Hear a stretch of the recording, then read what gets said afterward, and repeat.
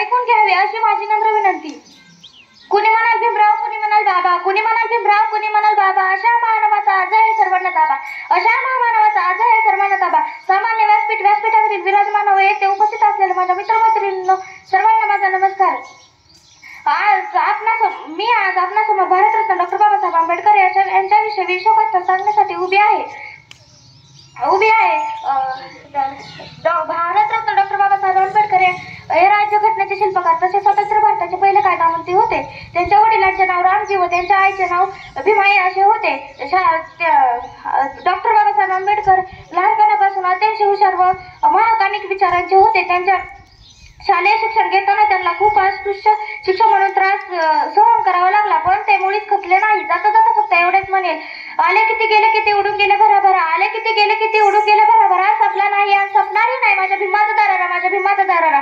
Jai Hind.